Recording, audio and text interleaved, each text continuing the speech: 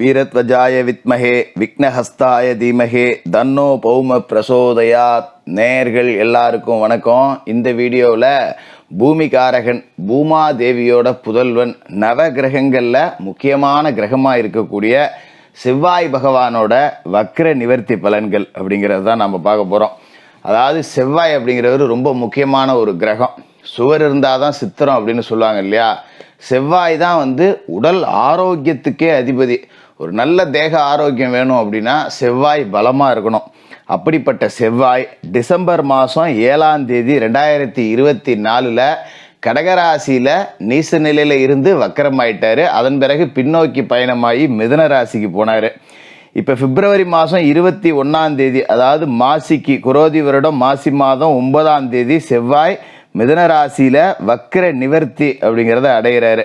இப்போ செவ்வாயோட வக்ர நிவர்த்தி காலகட்டம் அப்படிங்கிறது ரொம்ப முக்கியமானது. ஏன்னா செவ்வாய் அங்காரகன், செவ்வாய் சகோதரகாரகன், செவ்வாய் காமாதிபதி.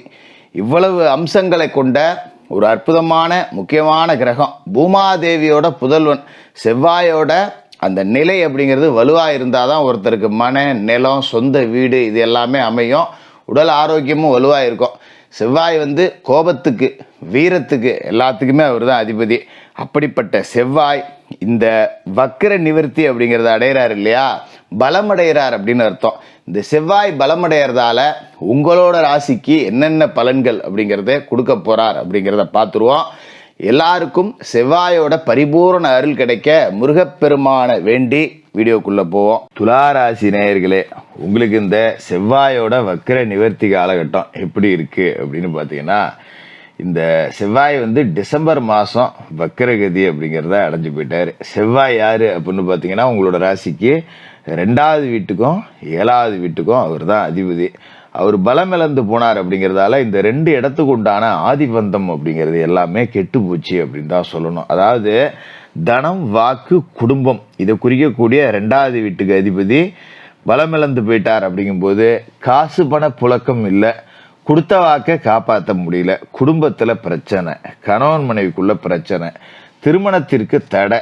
எத்தனையோ இடத்துல போய் பொண்ணு பார்க்க போனேன், எத்தனையோ இடத்துலேருந்து மாப்பிள்ளை பார்த்தாங்க, எதுவுமே நடக்கலை அப்படின்னு தான் துளாராசி ஆணுக்கும் சரி பெண்ணுக்கும் சரி இப்போ நேரம் அப்படிங்கிறது ஓடிக்கிட்டு இருக்கு. குறிப்பாக டிசம்பர் மாதத்துக்கு அப்புறம் பார்த்தீங்கன்னா ரொம்ப மோசம் அப்படின்னே சொல்லலாம். இதே நேரத்தில் அஷ்டமத்தில் குரு இருந்துக்கிட்டு பணத்தை வரவிடாமல் பண்ணிகிட்டு இருக்காரு. இப்போ 2ஆம் இடத்துக்கு அதிபதி கெட்டு போயிட்டார். அப்படிங்கிறப்ப சுத்தம். கெட்டவன் கெட்டினாதான் ராஜயோகம், நல்லவன் கெட்டு போனால் அது ரொம்ப மோசமான அமைப்பு. அப்படிங்கிற மாரி 2025 அப்படியே ராசியில் சூப்பராக இருக்குது அப்படின்னு துளாராசியை சொல்லியிருப்பாங்க. அது எல்லாம் உண்மை தான். அதெல்லாம் மார்ச் மாதத்துக்கு பிறகு, கிட்டத்தட்ட ஏப்ரலுக்கு பிறகு தான். ஆனால் எல்லாருமே 2025 நல்லா இருக்குன்னு சொன்னாங்க ஜோசியரை. எனக்கு என்னமோ 2025 பிறந்ததுலேருந்து தான் பெரட்டி போட்டு அடிக்குது.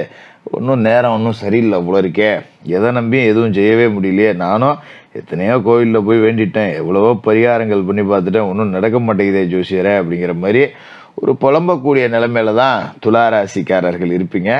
கவலைப்பட வேண்டாம். இந்த செவ்வாய் மாசி 9ஆம் தேதி வக்ர நிவர்த்தி அப்படிங்கிறத அடைகிறார். 2க்கும் 7க்கும் அதிபதி பலமடைகிறார். அப்படிங்கும்போது நீங்கள் பலமடைஞ்ச மாதிரி நமக்கு ஒரு பலம் இருக்கும். திடீர்னு வரும் பார்த்தீங்களா, ஒரு உத்வேகம், புது ரத்தம் பாஞ்ச மாதிரி இருக்கும் பார்த்தீங்களா, அந்த மாதிரி இருக்கும். ஒரு நிம்மதியான உறக்கத்துக்கு பிறகு எழுந்திரிச்சா அப்படி ஒரு புத்துணர்வோடு இருப்போம். அதுமாரி எங்கேயாவது மனசுக்கு பிடிச்சவங்களோட ஒரு பயணம், மனசுக்கு பிடிச்ச இடத்துக்கு போயிட்டு வந்த பிறகு ஒரு திருப்தி இருக்கும் பார்த்தீங்களா, அப்படிப்பட்ட உணர்வு இதுக்கு மேலே உங்களுக்கு கிடைக்கும். மாசி 9ஆம் தேதிக்கு பிறகு செவ்வாய் பலமடைஞ்ச உடனே கொடுக்கல் வாங்கல்கள் எல்லாம் சீராகும்.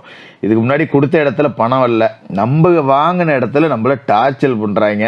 நம்ம ஒருத்தனுக்கு ஜாமீன் போட்டு கொடுத்துருப்போம், நம்ம மாட்டிக்கிட்டு இருப்போம். நமக்கு 10 லட்சம் வர வேண்டியது இருக்கும், அசால்ட்டாக ஃபோன் பண்ணுவான், என்ன தரமாட்டோமா, சும்மா சும்மா ஃபோன் அடிச்சுட்டு கிடக்க, நம்பிக்கை இல்லையா, போலியா வல்லியா அப்படிம்பாங்க. நம்ம நெருங்கின நட்பு நெருங்கின சொந்தம் பெருசாக கண்டிச்சு கேட்கவும் முடியாத ஒரு சூழல் அப்படிங்கிறது இருந்துருச்சு. ஆனால் நமக்கு கொடுத்தவன் நம்மளை டார்ச்சல் பண்ணி எடுத்துருவான். சொந்த பந்தம்லாம் பார்க்க மாட்டான், எல்லாம் பழகலகத்து நல்லா இல்லை, பணத்தை எடுத்து வைமா. அப்போ நம்ம இத்தனாம் தேதி தரேன்னு வாக்கு கூட கொடுக்க முடியல. ஏன்னா நம்ம கொடுத்தவன் நம்மளை ஏமாற்றிக்கிட்டு இருக்கான் இல்லையா. அதனால் வாக்கு ஸ்தானமும் கெட்டு போச்சு. 2வது வீட்டுக்கு அதிபதியான செவ்வாய் பலம் வளர்ந்தால சொன்ன தேதியில் பணத்தை கொடுக்க முடியல, சொன்ன வார்த்தையை காப்பாற்ற முடியலன்ற நிலைமை மாறி, இந்தாப்பா அவன் பணம் எடுத்துகிட்டு போப்பா, இனிமேல் எங்கேயாவது பிச்சை எடுத்தாலும் எடுக்கலாம், இவனை மாதிரி ஆள்கிட்ட கடன் வாங்கக்கூடாது அப்படிங்கிற அளவுக்கு ஒரு வெளியில் வந்துடுவீங்க கடன்லேருந்து. அதை பற்றி நீங்கள் பயப்பட வேண்டியதில்லை. இதுமாரி குடும்ப முன்னேற்றம் அப்படிங்கிறது கூடும். உங்களுக்கு கண்கூடாவே தெரியும். இதுக்கு முன்னாடி பார்த்தீங்கன்னா இந்த வக்கர காலகட்டத்தில் திடீர்னு செலவுகள் வந்துக்கிட்டே இருக்கும். நம்ம மாதம் வீட்டுக்கு ஒரு 20,000ன்னு கணக்கு போட்டு வச்சுருந்தோம்னா திடீர்னு பார்த்தீங்கன்னா சொந்தத்தில் அந்த நிகழ்ச்சி இந்த நிகழ்ச்சின்னு வந்து காசு போனால் வெட்டி செலவு, விரைய செலவு, மருத்துவ செலவு அப்படிங்கிறது நாலா பக்கமும் பிடிச்சி இழுத்துக்கிட்டு அலைஞ்சிருக்கும். இதெல்லாம் வந்து பார்த்திங்கன்னா நம்ம குடும்ப செலவை குறைக்கிற மாதிரி ஆகிடும். ஒரு ஆசைப்பட்டு புள்ளையோ ஒன்று கேட்டால் கூட வாங்கி கொடுக்க முடியாத ஒரு சூழல், காசு இல்லை அப்புறம் பார்த்துக்கலாம் அப்படிங்கிற மாதிரியான ஒரு சூழல் இருந்திருக்கும்.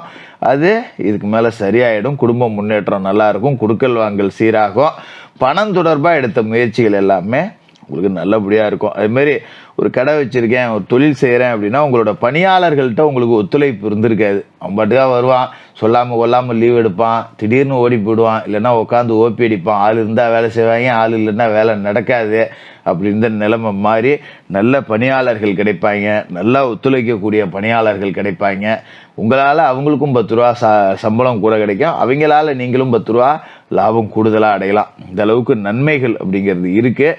எல்லாமே நம்பிக்கை தரக்கூடிய வகையில் கொஞ்சம் மாறுது அப்படிங்கிறத நீங்கள் உணர்வீங்க. அதுமாரி நம்ம ஒரு இடத்துல வேலையே செஞ்சாலும் மேலதிகாரிகள் நம்மளை கூப்பிட்டு சின்ன சின்ன பாராட்டுகள் கொடுப்பாங்க. அது நமக்கு பெரிய உத்வேகத்தை கொடுக்கும். பரவாயில்ல, இத்தனை நாளாக நம்மளை கண்டுக்காமல் இருந்தான், இப்போ நம்மளை கூப்பிட்டு பாராட்டுறான், நம்ம இன்னும் கொஞ்சம் வேலை செஞ்சோம்னா ஒரு சம்பளம் உயர்வு கேட்கலாம், ஒரு அட்வான்ஸ் கேட்கலாம் அப்படிங்கிற அளவுக்கு ஒரு நம்பிக்கை அப்படிங்கிறது உங்களுக்கு கிடைக்கும். வேலை செய்கிற இடத்துலையும் உங்களோட மதிப்பு மரியாதை அப்படிங்கிறது கூடும். அதுமாரி இந்த 7ஆம் இடத்துக்கு அதிபதி செவ்வாய் தான் அப்படிங்கிறதால அவர் பலம் அடையும் போது இன்னொரு நன்மை என்ன அப்படின்னு பார்த்தீங்கன்னா, பிரிந்த கணவன் மனைவி ஒன்று சேரலாம். ஏதோ ஒரு மன வருத்தம், ஒருத்தருக்கு ஒருத்தர் பிரிஞ்சுக்கிட்டோம், இல்லை வீட்டில் அடிக்கடி சண்டை சச்சரவு வருது, ஆளுக்கு ஒரு பக்கமாக திசையை மூஞ்ச திருப்பிட்டு உட்காந்துருக்கோம், இப்படி பிரிந்து போனவர்கள் எல்லாம் சேரலாம். காதல் உறவுகளில் இருக்கிறவங்க கூட இதுக்கு மேலே இந்த பிரிவு அப்படிங்கிறது இல்லாமல் மறுபடியும் இணையக்கூடிய வாய்ப்பு அப்படிங்கிறது இந்த செவ்வாய் வக்கிர நிவர்த்திக்கு பிறகு, அதாவது மாசி 9ஆம் தேதிக்கு பிறகு உங்களுக்கு நடக்கும். அதுமாதிரி வரன் கிடைக்காதவர்களுக்கு வரன் கிடைக்கும். ஆணோ பெண்ணோ இப்போ நல்ல வரன் அமையும். இந்த காலகட்டத்தில் அமையக்கூடிய வரன் நல்ல உத்தியோகத்தில் இருக்கிறவங்களா, நல்ல குணமுள்ளவங்களா, நல்லா சம்பாதிக்கக்கூடியவர்களா, உங்களை புரிஞ்சு நடந்துக்கூடிய ஒரு நல்ல குடும்பத்திலிருந்து வரக்கூடியவரா உங்களுக்கு நல்ல வரன் அப்படிங்கிறது அமையும். ஆணோ பெண்ணோ அதுமாரி நம்ம கணவன் மனைவிக்குள்ள 2 பேரும் சம்பாதிக்கக்கூடிய அமைப்பு அப்படிங்கிறதும் கிடைக்கும். மனைவிக்கு வேலைக்கு போகிறதுன்னு நினச்சா தாராளமாக அனுப்பி வைக்கலாம். நல்ல உத்தியோகம் கிடைக்கும், படிப்புக்கு தகுந்த வேலை நல்ல சம்பளத்தோடு கிடைக்கும். இதுமாதிரி வீட்டிலேயே ஏதாவது தொழில் செய்யணும்னு விருப்பப்பட்டால் கூட நீங்கள் அதை உருவாக்கி கொடுக்கலாம். கணவனால் மனைவியும் மனைவியால் கணவனும் சேர்ந்து முன்னுக்கு வரக்கூடிய ஒரு அற்புதமான யோக அமைப்பை இந்த செவ்வாயோட வக்கிர நிவர்த்தி அப்படிங்கிறது கொடுக்குது. இது மாதிரி ஒரு தொழில் வியாபாரம் செய்யக்கூடியவங்களாக இருந்தால் கூட காலை நேரத்தில் ஒரு பெண்களை வச்சு தான் தொழில் செய்யணும். அதாவது மனைவியை கொண்டு போய் கல்லாவில் உட்கார வைக்கலாம், அவங்க கையால் ஒரு விளக்கேற்ற வைக்கலாம், இல்லை திருமணமாகாதவர்கள் தாயோ சகோதரியவோ ஒரு தீபம் ஏற்ற வச்சு ஒரு கடையில் போய் சாமியை கும்பிட்டுட்டு அவங்கள கொஞ்ச நேரம் கடையில் கல்லாவில் உட்கார வச்சு வியாபாரத்தை தொடங்குனீங்க அப்படின்னா அன்றைய தினம் நல்ல லாபம், நல்ல வியாபாரம், நல்ல வாடிக்கையாளர்கள் எல்லாரும் உங்களுக்கு கிடைப்பாங்க. அப்படி ஒரு அமைப்பு அப்படிங்கிறதும் இந்த செவ்வாயோட வக்கிர நிவர்த்தி உங்களுக்கு கொடுக்குது. இந்த அஷ்டம குருவால் காசு பணம் வர மறுத்தது பார்த்தீங்களா, அதையும் தாண்டி இந்த செவ்வாய் வக்கிர நிவர்த்திக்கு பிறகு 10 ரூபா காசு பண புழக்கம் நல்லாயிருக்கும். துளாராசிக்காரர்களுக்கு வாழ்த்துக்கள்.